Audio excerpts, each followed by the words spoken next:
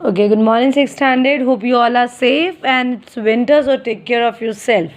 So, we have started history chapter number 6, the early states. We have covered 3 topics, which is there on page number 44 and 45. So, the topics which we have covered was the political system, the Janpads, Mahajanpads, and fortifications. Okay, so in this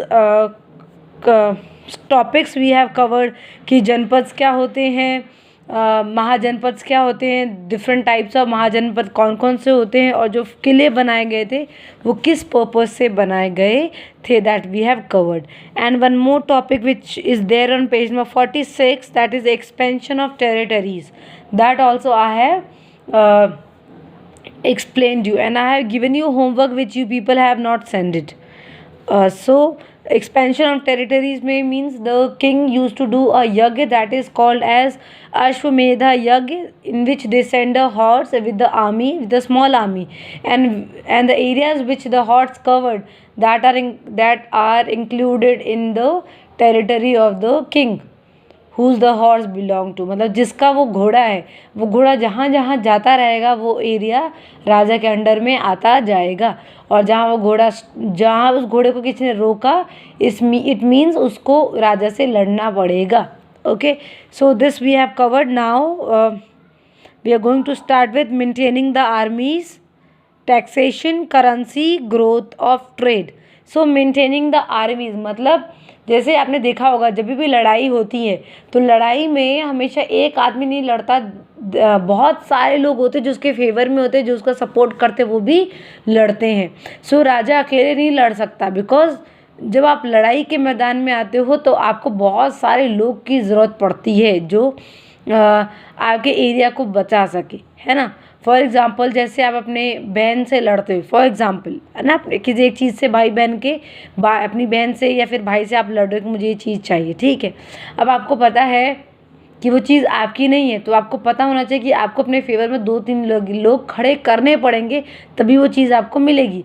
अगर आपने 2-3 लोग अपने favour में नहीं खड़े किए तो वो सामान आपको नहीं मिलेगा, ठीक है. सो इसी तरीके से आर्मी को भी मेंटेन करना बहुत ज़्यादा ज़रूरी था अगर आप किसी की टेरिटरी या फिर लड़ाई लड़ रहे हैं या फिर किसी की ज़मीन को कैप्चर कर रहे हैं.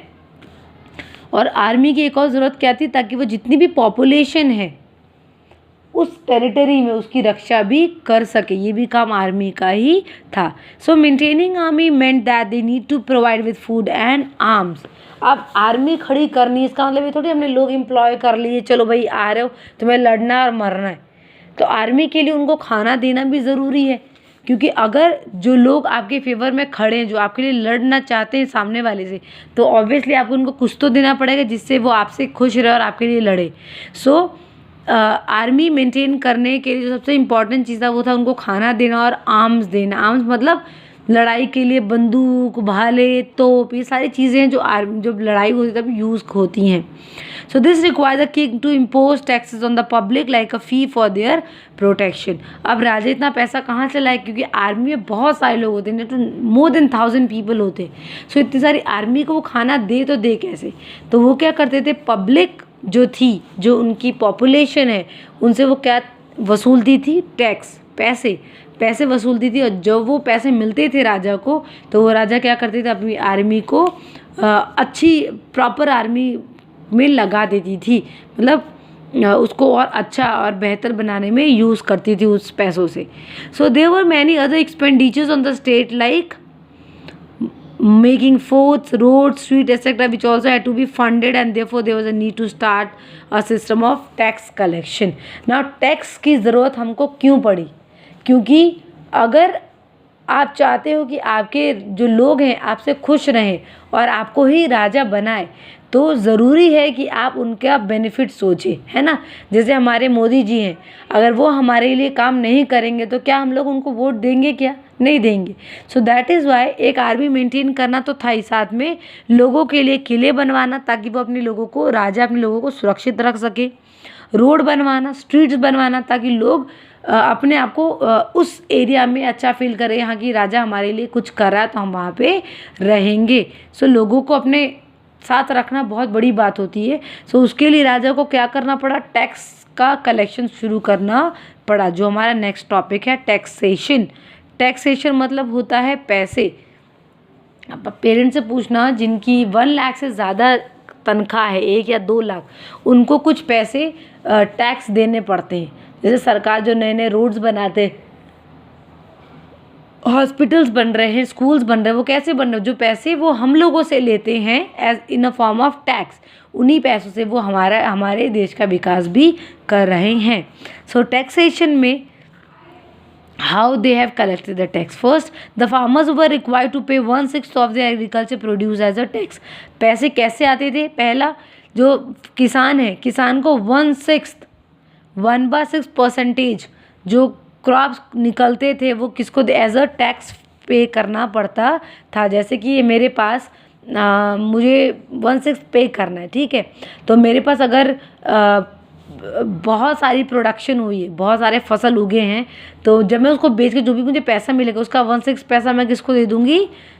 राजा को दे दूँगी, जिससे कि वो अपने एरिया में डेवलपमेंट कर सके। सो फार्मर को कितना पे करना पड़ता था? Agriculture produce 1/6। The other, like craft person, gave the part of their service free of charge to the king. जो क्राफ्ट पर्सन होते थे वो फ्री में राजा का काम करते थे।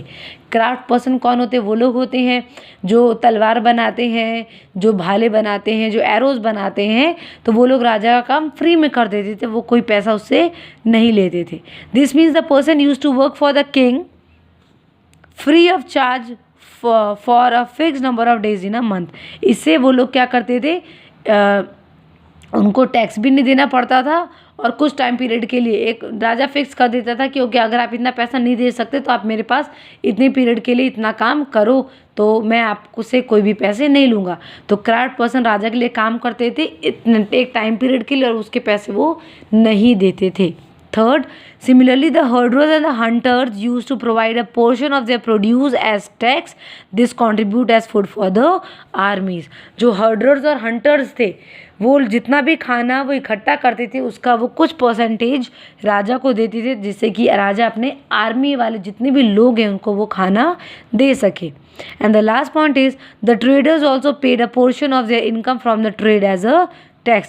जो ट्रेडर्स थे, जो व्यापारी थे, वो भी अपने ट्रेड का कुछ परसेंटेज राजा को दिया करते थे। इस तरीके से राजा अपने एरिया में डेवलपमेंट करता था। इट्स नॉट कि राजा अपना ही पैसा यूज़ करता था, इट्स कि वो लोगों से जो दे सकते, जो केपेबल है, उनसे भी वो टैक्स लेके लोगों के लिए डेवलपमेंट करता था। पहला कौन था? Farmer. Second craft person. Third herders and hunters, and fourth were traders. So these were the people who were giving tax to the king so that he can maintain a well army and can do development in his area. Now currency and growth trade. Now this I want that you should send me the pictures, the coins which you are having. Please do the homework also, because on this basis only we used to give you the marks, regularity and neatness. So please be regular to the audios which we are sending. So currency and growth of trade. Growth of trade मतलब क्या होता है? व्यापार कैसे बढ़ा, और currencies कैसे कैसे सिक्के। पहले ज़माने में जो राजा रूल करता था वो कॉइन्स पे अपनी फ़ोटो प्रिंट करवाता था, पंच करवाता था, जिससे कि जब वो राजा हट जाए तो लोगों को उसके बारे में बता सके कि ये राजा इस टाइम पीरियड के लिए रूल करता था और उनकी किस टाइप की इकोनॉमी थी। Okay, so as trade increased in volume there were need for sustainable economic system, the barter system. कुछ लोगों ने बार्टर सिस्टम, एक छोटा सा वीडियो भी मुझे बना के भेजा। बार्टर सिस्टम मतलब होता है जब आपके पास पैसे नहीं होते तो आप पैसों के बदले ही कुछ सामान एक्सचेंज करें, not to the money and buying things in return, but giving things and in return taking things. सामान, मैंने आपको एग्जांपल के तौर पे ये बताया था, जैसे मुझे एक इरेज़र चाहिए, ठीक है, और मेरे पास 5 रुपये नहीं है, तो मैं अपने घर में जो भी चीज़ें मुझे लगेगा 5 रुपये तक का है वो उठा के दुकानदार को दूंगी और वो उसके बदले मुझे क्या देगा? एक इरेज़र देगा। तो इसे हम कहते हैं बार्टर सिस्टम। सो बार्टर सिस्टम चलता था, बट इससे लोगों को बहुत नुकसान होने लगा। लोग ये सोचते थे कि हमें नहीं पता कि जो हमारा सामान है वो इतने रुपए का है या फिर नहीं है, तो लोगों को अंदाज़ा नहीं होता था। तो धीरे धीरे कॉइन्स की ज़रूरत पड़ने लगी। So punched marked coins found from these times show the system of currency began in this kingdom. So currency शुरू की गई ये भी पता लगाने के लिए कि किस किंगडम में कौन सी करेंसीज यूज़ स्टार्ट हो गई थी। Okay, gradually certain region developed trade centers. Vaishali, Ayodhya, Mathura became the trade centers. अब पैसे जब इस्टेब्लिश हो गए, पैसे बनने लगे, तो लोगों ने क्या करना शुरू कर दिया, ट्रेड। क्योंकि जो व्यापार होता है वो बार्टर सिस्टम से नहीं हो सकता, वो बहुत ही एक मुश्किल टास्क है। हो सकता है बट आप अंदाज़ा नहीं लगा सकते कि मैं कितने रुपए का सामान उसको दे रहा हूँ और वो मुझे कितने रुपए का सामान इन रिटर्न कर रहा है। सो जैसे जैसे कॉइन की डिमांड बढ़ी, उसी तरीके से जो ट्रेड है वो भी बढ़ने लग गया। Okay, so we are on page number 46. The content of page number 46, we have completed the expansion of territories, maintaining the armies, taxation, currency and growth of trade. Now we are moving on page number 47, development in agriculture.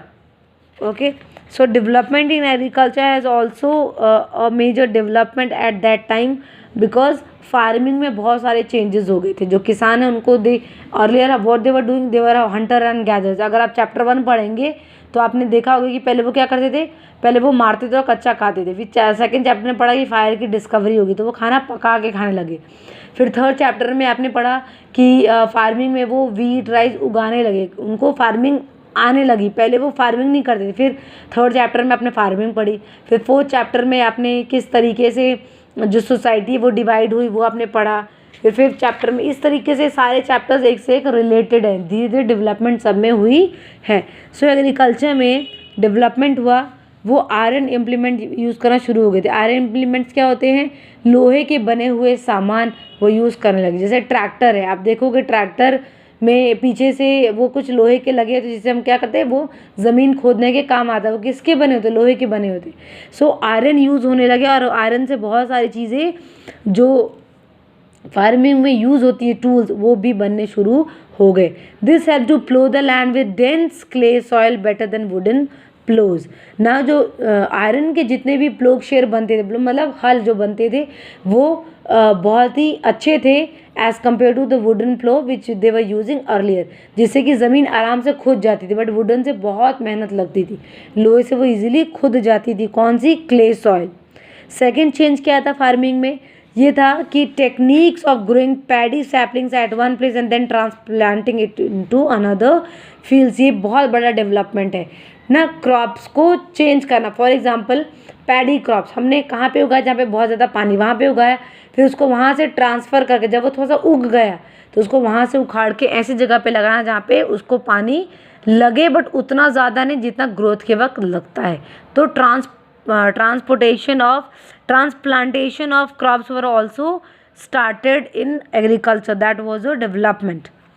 So this helped to increase survivability of saplings and increase in yield. इससे क्या हो गया, इससे ये हो गया कि अब हमें पता चल गया कि क्रॉप्स को हम कहाँ कहाँ उगा सकते हैं। Now for example I just want to give example of my farm. I have grown terrace farming on my roof top. मैंने छत पे ही कुछ प्लांट्स उगाए हैं। ओके, नाउ आई नो कि दैट प्लांट के लिए बेसिक रिक्वायरमेंट क्या होती है, ज़मीन होती है, सॉइल, मिट्टी होती है, वो उस पर ज़्यादा ग्रो करते हैं। बट मैंने सोचा कुछ चेंजेस करके देखते हैं और हम अपने छत पे उगाते हैं। तो there I have planted musk melon, और वो उगे भी, मस्क मेलन उगे बिकॉज मस्क मेलन के लिए प्रॉपर जो लैंड है वो चाहिए होती है, and manure, fertilizer, everything was required, but still I have manage. तो ये होती हैं कि to start with the new. तो इस वजह से जो डेवलपमेंट आई, तो आज भी आप देखोगे हम कटिंग करते हैं, रोज़ की कटिंग करके क्या करते हैं, एक दो रोजेज़ होती हैं। अगर आपने नहीं ट्राई किया, आई just want that you should try this activity. आप क्या करो, जो एक रोज़ेज जो मार्केट में मिलते हैं 10 रुपये वाले, एक वो रोज़ लो, प्लस जो आपके गार्डन के जो रोज़ होंगे, है ना, उसका एक कट करो, और कट करके दोनों को जो अच्छी वाले रोज़ है वो, प्लस आपके गार्डन वाले रोज़, उनको टाई अप करके ज़मीन में गाड़ दो, जो नेक्स्ट फॉर्मेशन निकलेगी वो एक बहुत ही अच्छे रोज़ की, जिसमें दोनों की क्वालिटीज़ होंगी। This is called the cutting system होता है जो जिससे प्लांट्स रीग्रोथ हम करते हैं। I just want that you should do this kind of activities at home, ठीक है। Okay, so we were on कि अब now they know how to survive the plants, कि हमने प्लांट्स को जो रिक्वायरमेंट थी वहाँ पे उगा दिया। जब वो ग्रो हो गया तो हमने उसकी साइड चेंज कर दी ताकि हम जहाँ पे रह रहे हैं वहाँ पे उसको ग्रो कर सके, ठीक है। So both these introductions led to an increase in agriculture produce. ये दोनों चीज़ें, पहली कौन सी, आयरन प्लोक शेयर, एंड दूसरा द ट्रांसप्लांटिंग और saplings, they have increased the agriculture produce. So the food production increased. This process of transplantation and working in the fields was difficult occupation. Obviously it is difficult क्योंकि plants को भी time लगता है एक ज़मीन से दूसरी ज़मीन में सस्टेन करने के लिए। So it was a difficult occupation, but still the land owners they have started hiring landless people. जो लैंड ओनर्स से उन लोगों ने इस काम के लिए किसको हायर करना शुरू कर दिया, वो लोग को जो अनएम्प्लॉयड थे, दास को और दासी को, ताकि वो उनके फार्म में काम कर सके। अभी भी आप देखोगे जिनके बहुत बड़े फार्म्स होते हैं, ज़मीन होती है, जिन्होंने क्रॉप्स उगाए होते हैं, वो बहुत सारे लेबर्स को बुला के वो क्या करते हैं, अपने जो अभी आलू का सीज़न है, विंटर में पोटैटो का सीज़न आप देखोगे, तो जो ओनर है, लैंड ओनर, वो सारे आलू नहीं निकालेगा, वो बहुत सारे लोगों को क्या करेगा, एम्प्लॉय करेगा कि वो उनके खेत से प्रॉपर आलू निकालो, उसका कुछ परसेंटेज ऑफ रुपीज़ वो उनको देगा। So that was there in development in agriculture. So your how many topics are left? 4 topics are left. So I think tomorrow is your GK test, and Saturday we are going to start with the short answers of chapter number 5. Okay, thank you class.